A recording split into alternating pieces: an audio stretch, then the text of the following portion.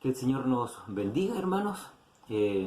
Una vez más tenemos, ¿cierto?, la oportunidad de poder compartir la palabra del Señor, como cada día domingo, ¿cierto? Estamos predicando las Escrituras, ¿verdad?, a través de estos medios. Dios bendiga a la iglesia, ¿verdad? Iglesia del Renuevo, nuestros hermanos ahí del campo, ¿cierto? Nuestro hermano Pedro, nuestro hermano René, no están al campo, pero también, ¿cierto?, Camino Solchole. Bueno, nuestro hermano José, nuestro hermano Sergio y familia, y así todas las familias de la iglesia, ¿cierto? Nuestra hermana Katy también allá en Padre de las Casas, con su esposo Amner, y así toda la iglesia, ¿verdad?, sea bendecida, muy fortalecida, mi familia, mi esposa, mis hijos. Dios bendiga también a Familia de la Fe, ¿cierto? Es un grupo de WhatsApp que tenemos también de familia, y también estos audios, ¿verdad?, le llegan, y esperamos que también sea de mucha bendición, ¿cierto? Así es que gracias al Señor por este tiempo. Hoy día vamos a leer en Primera de Juan, capítulo 3, vamos a leer del verso 2 en adelante, y vamos a estar, ¿cierto?, meditando, compartiendo acerca de esto que nos habla el Señor en esta mañana. Vamos a orar para pedir al Señor también que nos ayude, ¿verdad?, para que nos permita entender lo que vamos a escuchar, y de esa forma también poder aplicar, ¿verdad?, aplicar la enseñanza bíblica para nosotros, a nuestra vida. Así que oremos. Padre Celestial, te damos gracias, Señor, una vez más. Dios mío, por este tiempo precioso que tú nos das, Señor, de poder estar nuevamente delante de tu presencia. Bueno, sabemos que todo el día estamos en tu presencia, Señor, pero estamos en un tiempo especial porque estamos frente a tu palabra, y es una palabra que será predicada y entregada, Señor, a la iglesia. Te rogamos que tú, Señor, a través de tu Espíritu Santo, hables a cada uno de nosotros, Dios mío, que esta palabra quede sembrada, guardada en el corazón, y que pueda ser, Señor, allí aplicada también en nuestra vida.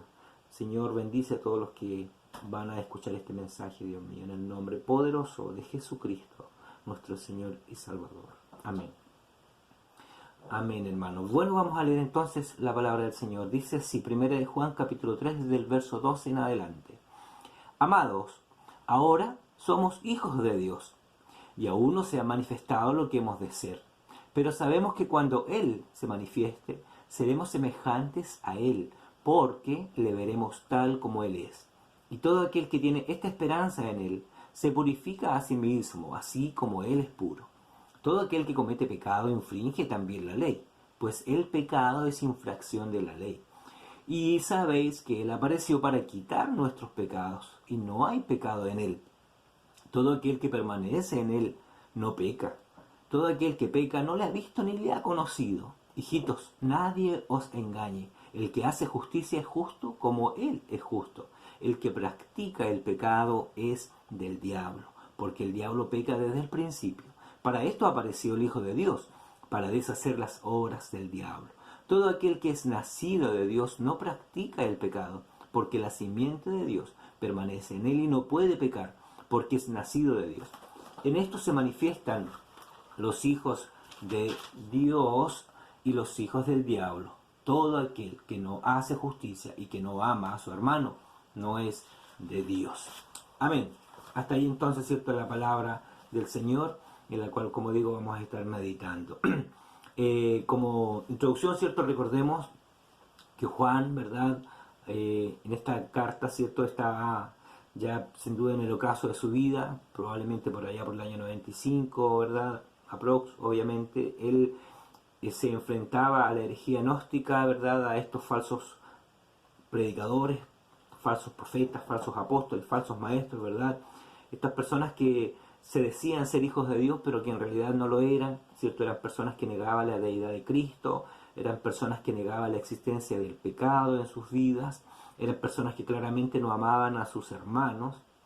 Así que estaba bastante claro, ¿verdad?, quiénes verdaderamente, que ellos verdaderamente no eran hijos de Dios. Y Juan, ¿cierto?, trata de explicar con mucha claridad a la iglesia, y lo hace también hoy día a través de esta palabra, ¿cierto?, a nosotros como iglesia, que tenemos que estar conscientes de que no todos son hijos de Dios, ¿cierto? No todos los que se dicen ser pastores son pastores. No todos los que se dicen ser apóstoles o profetas lo son. De hecho ya no hay en realidad apóstoles, ¿verdad?, de la categoría de los 12, ni siquiera los que se llaman hoy día apóstoles, ¿cierto?, llenan los requisitos. profetas tampoco. Recordemos que los profetas básicamente llegaron hasta Juan. Si bien ahora podrían haber profetas, pero no en el sentido de profetizar nuevas revelaciones bíblicas, ¿cierto? Como hay muchos, sino pudiera ser algo sí, obviamente, que tenga que ver con cosas humanas, si se quiere, y que por lo demás tienen que estas ser cumplidas. De otra forma, la Biblia también enseña y en Deuteronomio que el profeta sería un profeta mentiroso, un profeta falso. Entonces, hermanos, nosotros tenemos que también hoy día como iglesia estar conscientes de que realmente no toda la gente que se dice ser hija de Dios o hijo de Dios, ¿verdad?, es hijo o hija de Dios. Ya, el verso 10, hermano, el último verso que leímos creo que es el verso, ¿cierto?, que nos da a nosotros hoy día el tema. Y el verso 10 dice que en esto se manifiestan los hijos de Dios y los hijos del diablo, ¿cierto? Hay una diferencia entonces entre los hijos de Dios y los hijos del diablo. ¿Y cuál es la diferencia? Bueno, que los hijos de Dios son aquellos que practican la justicia y que aman a su hermano. Esos son los hijos de Dios, ¿cierto? No hay dos lecturas. Los hijos de Dios son los que practican la justicia de Dios, ¿cierto? Como Jesús lo dijo, que debemos buscar primeramente el reino de los cielos y su justicia, ¿ya? La santidad de Dios, buscar la obediencia a la palabra de Dios. Y los hijos del diablo, dice la Escritura, ¿cierto?, son aquellos que practican el pecado. ¿Lo ven? Ahí está entonces con toda claridad Juan dando, ¿cierto?, con mucha claridad, ¿cierto?, la diferencia entre quienes son y quienes no son hijos de Dios. ¿Ya? El que practica la justicia y ama a su hermano es hijo de Dios. El que no practica la justicia ni ama a su hermano, sino que al contrario practica el pecado, es hijo del diablo. Eso está bastante claro, ¿cierto?, en este pasaje que hemos leído y que Juan, como digo, nos quiere a nosotros hoy día también enseñar. Dice el verso 2, amados, ahora somos hijos de Dios y aún no se ha manifestado lo que hemos de ser, pero sabemos que cuando Él se manifieste, seremos semejantes a Él porque le veremos tal como Él es.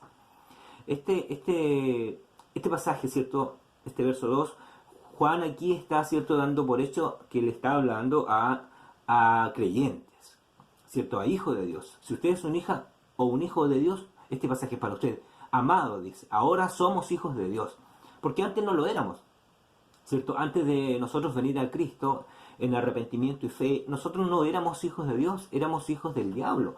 Y eso es algo que debemos nosotros tener presente y considerar y nunca olvidar. Dice la Escritura que nosotros hemos pasado de muerte a vida, ¿cierto? Dice la Escritura que nosotros antes éramos hijos de ira, por naturaleza, pecadores, ¿cierto? Pero hoy día nosotros somos hijos de Dios y hemos alcanzado la gracia y la misericordia de Dios. Ya, amados, ahora somos hijos de Dios. Y como veíamos el domingo pasado, esa es una tremenda bendición, ¿cierto?, que no cualquiera la tiene. El hecho de ser un hijo de Dios, el hecho de haber sido llamado por Dios, es una tremenda bendición. Dice, y aún no se ha manifestado lo que hemos de ser. Pero sabemos que cuando Él se manifiesta, seremos semejantes a Él, porque le veremos tal como Él es. Mire, dice la Escritura de que en el fondo todavía nosotros estamos en este cuerpo, en esta carne, estamos sujetos al pecado, ¿cierto? Somos en el fondo, estamos como presos en esta carne, en nuestra naturaleza pecaminosa.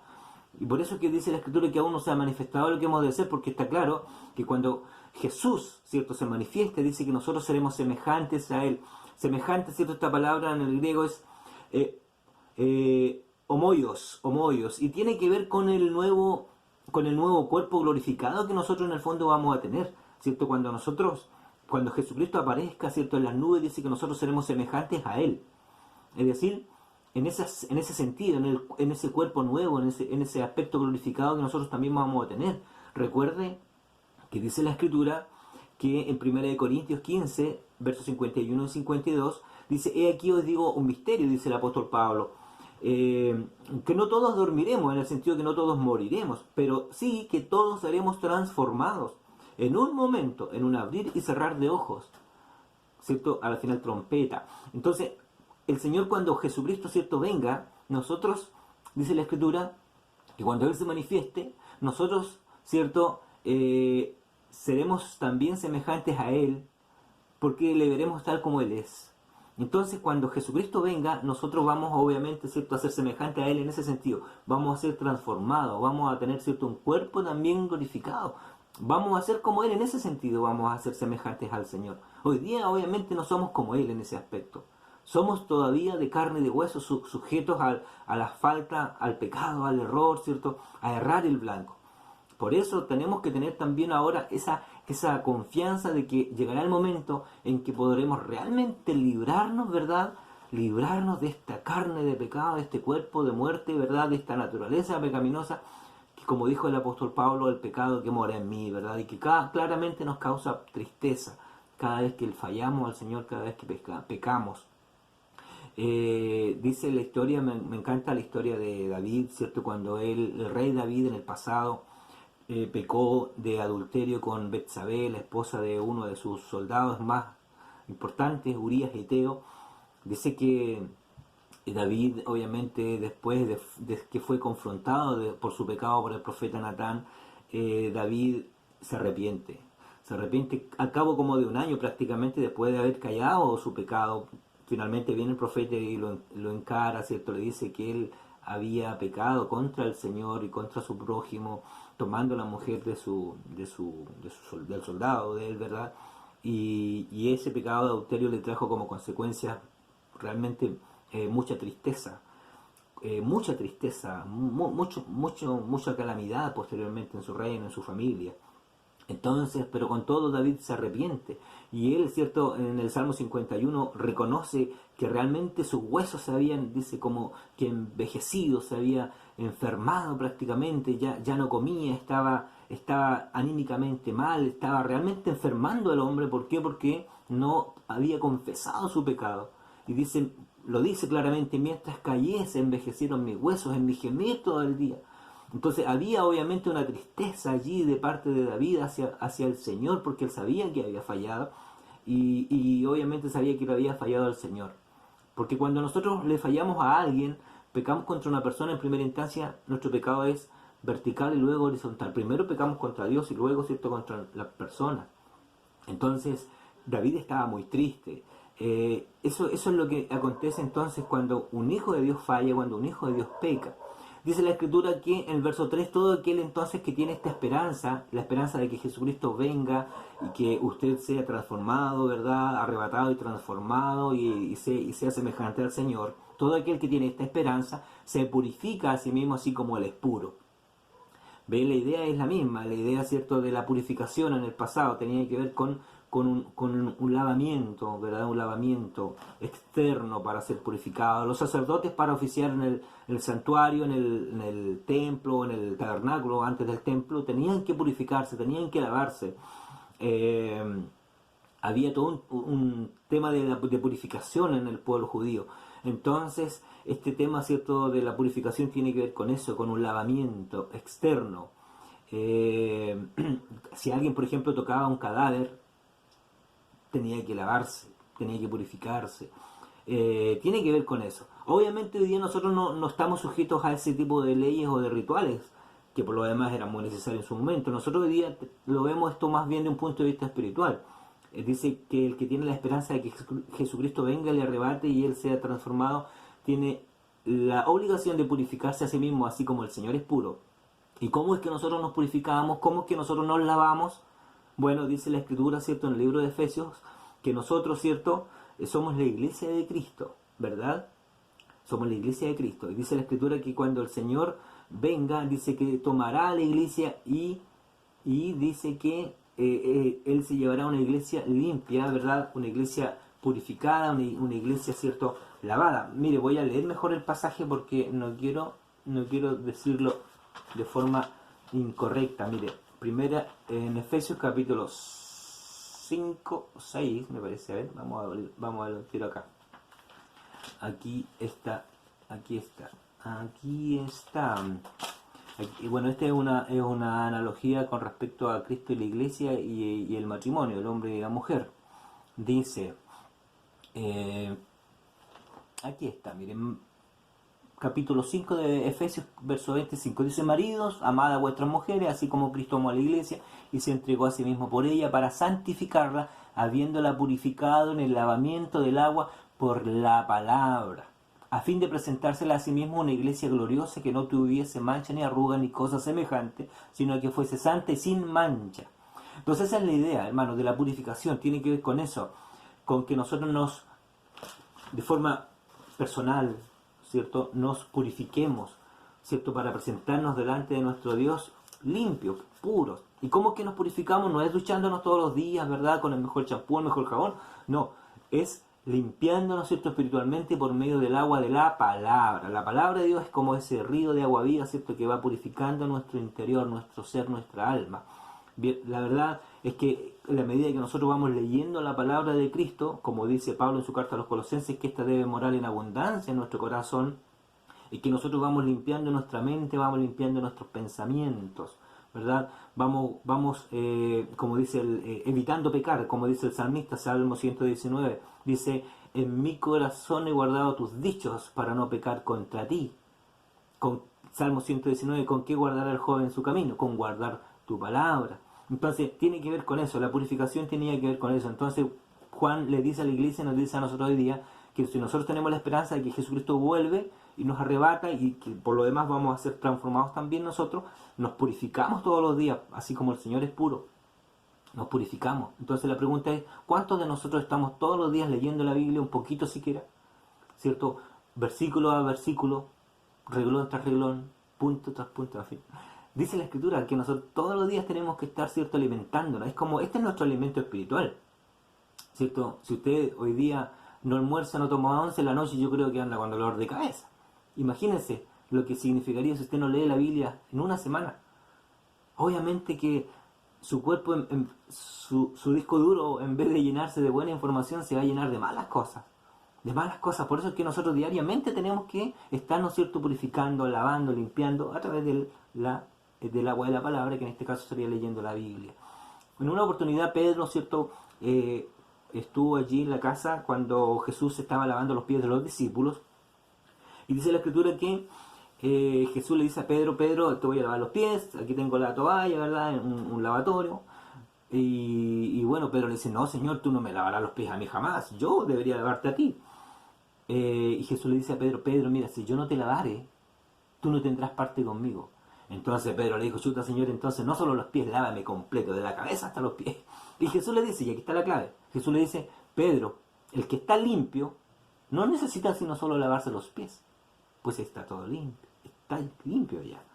Dando a entender una verdad del perdón relacional, es decir, nosotros somos salvos una vez, el Señor nos ha perdonado una vez, pero continuamente y diariamente nosotros nos podemos ir ensuciando. Escuchamos tonteras, vemos cosas, decimos cosas en nuestro corazón, de nuestro corazón, y tenemos que diariamente ir a la cruz, tenemos que ir a las rodillas y pedir perdón al Señor por todo eso, pedirle que nos perdone, que nos limpie, que nos lave. Y diariamente, por supuesto, tenemos que estar leyendo las Escrituras para ir adquiriendo, ¿cierto?, entonces el conocimiento de la palabra del Señor. Recuerde que la lucha contra el pecado comienza en la mente, en el corazón. Allí, en el corazón es de donde se alojan, en verdad, los pensamientos, los buenos y los malos pensamientos. Pablo dice que nosotros debemos llevar cautivo todo pensamiento a la obediencia a Cristo. Entonces, si no tenemos la palabra de Cristo morando en abundancia en el corazón, nuestros pensamientos claramente van a ser torcidos, van a ser malos. Entonces, tenemos que purificarnos todos los días. Ese es el desafío nuestro hoy día. Todos los días, a leer la Biblia, un poquito que fuere, ¿cierto? Y de esa forma nos vamos a dar cuenta que vamos a sentirnos más limpios, más puros. Ya no estamos hablando de salvado o no salvado por leer más o menos la Biblia. Tiene que ver con una pureza, ¿cierto?, personal, diaria. Dice el verso 4, todo aquel que comete pecado infringe también la ley, pues el pecado es infracción de la ley, y sabéis que Él apareció para quitar nuestros pecados y no es pecado en Él. Bueno, nosotros entendemos, ¿cierto?, que quien infringía la ley, habían 10 mandamientos, por ejemplo, eran 613 en total de todos los mandamientos que se dieron, incluyendo, ¿cierto?, los mandamientos de los líderes religiosos de sus tiempos. Pero los 10 mandamientos eran los básicos, los claves, y el que infringía uno quebrantaba toda la ley, ¿cierto? Por ende, si la ley decía no codiciarás la mujer de tu prójimo, y tú codicias a la mujer de tu prójimo, entonces tú ya has faltado a la ley, eres un transgresor de la ley, has pecado contra la ley, has pecado contra Dios. Y la paga del pecado era la muerte. Por eso hoy día la gente que cree que es muy justa, ¿cierto? Que cree que es buena y siempre se ha hecho esa pregunta, ¿tú por qué crees que... Es decir, si tú te mueres, ¿a dónde irías? ¿Al cielo o al infierno? Entendiendo que creen en esos dos lugares, porque hay gente que ni siquiera cree en eso. Y la persona a lo mejor le va a decir, bueno, yo creo que me voy al cielo porque siento que no soy una persona mala, no le hago mal a nadie. Pero bueno, el Señor nos dice que nosotros probablemente somos transgresores de su ley y por lo tanto eso significa que Él nos tiene que castigar, nos tiene que condenar, nos tiene que llevar a esa gran prisión, ¿cierto? Que es el infierno. Entonces el Señor nos puede decir, ¿pero tú has mentido alguna vez? Usted le va a decir, no, ya está mintiendo, porque obviamente yo creo que todos somos conscientes de que hemos mentido muchas veces. Usted le va a decir, ¿ha codiciado a la mujer de su prójimo o el hombre de su prójimo? Usted le va a decir, no, y tal vez sí. Y si le va a decir, usted tal vez ha robado alguna vez, porque los mandamientos, no robarás, ¿cierto? No codiciarás, no mentirás, en fin. No he robado nunca, ni un clavo siquiera. O como alguien dijo, nunca ha bajado música de la internet, música que todavía se vendía. En fin, entonces usted realmente, y yo, ¿cierto? Podríamos decir que nosotros somos transgresores de la ley de Dios, ¿cierto? No podemos cumplir los mandamientos, somos transgresores y la paga del pecado es la muerte. Si somos transgresores de la ley, hemos quebrantado toda la ley, aunque hayamos guardado algunos mandamientos, pero si hemos quebrantado uno solo, ya somos transgresores de toda la ley. ¿Y qué vamos a hacer frente a eso? Bueno, como dice la Escritura acá, que hay uno que apareció, hermanos, para quitar nuestros pecados, y no hay pecado en él. ¿Quién es? Jesucristo el Señor. Él es el que apareció para quitar nuestros pecados, para perdonar nuestros pecados, limpiarnos de toda maldad, ¿lo es? Jesucristo el Señor, el Santo, el Justo, no hay pecado en Él. Dice Hebreos que Él fue tentado en todo, pero sin pecado. A diferencia de nosotros los seres humanos, dice el salmista que Dios miró desde los cielos a ver si había algún justo, alguien que quisiera lo bueno, alguien que buscara al Señor, y no había ninguno, ni aun uno. Todos se habían desviado. Veneno de áspid había debajo sus lenguas, quebranto y desventura era su camino. Todos. No había ninguno, pero hubo uno que vino de arriba, del cielo. Su nombre es Jesús. Y Él, ¿cierto? Fue quien finalmente ocupó nuestro lugar. Él fue quien pagó nuestros pecados. Él es quien nos dio vida y vida eterna. Entonces hoy día nosotros podemos ser salvos, ¿cierto? Dios puede perdonar nuestras transgresiones. Dios puede perdonar, ¿cierto?, el hecho de haber quebrantado su ley. Pero en tanto y cuanto nosotros confesemos nuestros pecados y aceptemos a Jesucristo, el Señor, como el Salvador de nuestra vida, ¿cierto? Como aquel que murió en nuestro lugar, como aquel que fue nuestro sustituto. Nuestros pecados fueron puestos en Él y Él murió en la cruz. Y su justicia fue puesta en nosotros. Y por eso el día de Dios nos ve como sus hijos, nos ve como santos, nos ve como su iglesia santa, sin mancha. Esa iglesia gloriosa la que Él se va a llevar. Dice la Escritura, el verso 6, que todo aquel que permanece en Él, en Cristo, obviamente no peca. Y todo aquel que peca no lo ha visto ni le ha conocido. Nadie os engañe, hijito. Dice que el que hace justicia es justo como Él es justo, pero el que practica el pecado es del diablo, porque el diablo peca desde el principio. Y nuevamente Juan dice, para esto apareció el Hijo de Dios, para deshacer las obras del diablo. Todo aquel que es nacido de Dios no practica el pecado, porque la simiente de Dios permanece en él y no puede pecar, porque es nacido de Dios. Hermanos, mire, Juan acá cierto está dando claramente entonces a entender de que hay una gran diferencia entre un verdadero Hijo de Dios y uno que no lo es. ¿Y cuál es el hecho cierto de, esta palabra clave acá es el hecho de practicar el pecado? Dice la Escritura que todo aquel que permanece en Cristo no peca. ¿Cierto? Permanecer en Él significa estar, ¿cierto?, dando fruto. Tiene que ver con eso, ¿cierto?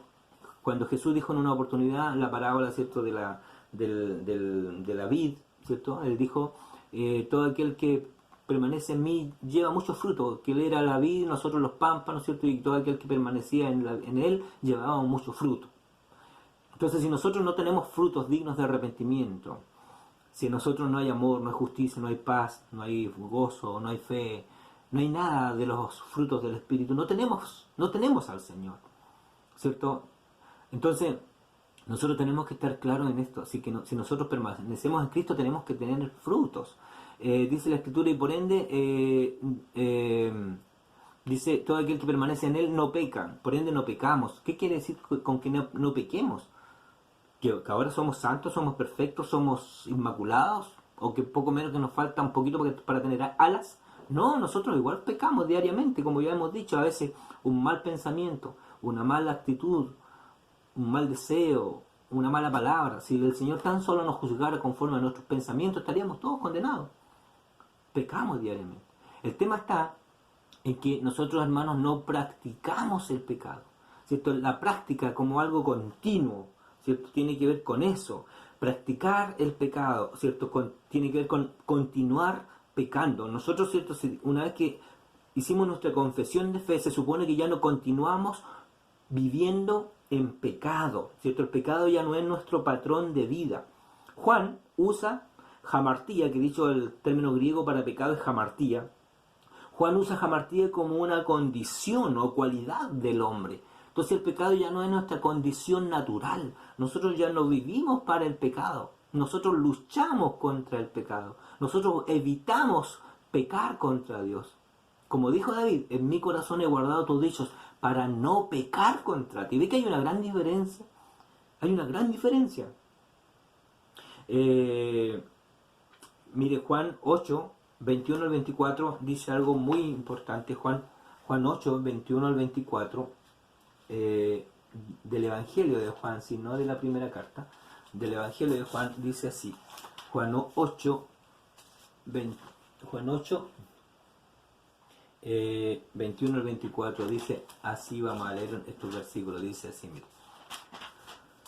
Juan 8 del 21 al 24 dice así. Dice, otra vez les dijo Jesús, yo me voy y me buscaréis, pero en vuestro pecado moriréis. Y a donde yo voy vosotros no podéis venir. Decían entonces los judíos, ¿acaso se matará a sí mismo? Que dice, a donde yo voy vosotros no podéis venir. Y les dijo, vosotros sois de abajo, yo soy de arriba, vosotros sois del mundo, yo no soy de este mundo. Por eso os dije que moriréis en vuestros pecados, porque si no creéis que yo soy, en vuestros pecados moriréis. Tiene que ver con eso, con una condición, ¿verdad? Lo ve con una condición, una cualidad normal del hombre. Y nosotros como cristianos no practicamos en ese sentido el pecado. Nosotros eventualmente pecamos. Como dice Juan, hijitos, si alguno hubiere pecado, abogado tenemos para con el Padre a Jesucristo el justo. Y dice la Escritura que Él es fiel y justo para perdonar nuestros pecados y limpiarnos de toda maldad. ¿Lo ve? Nosotros podemos pecar. El tema está en que nosotros no queremos pecar. No queremos fallarle a nuestro Dios. Queremos vivir para su gloria, queremos vivir en santidad.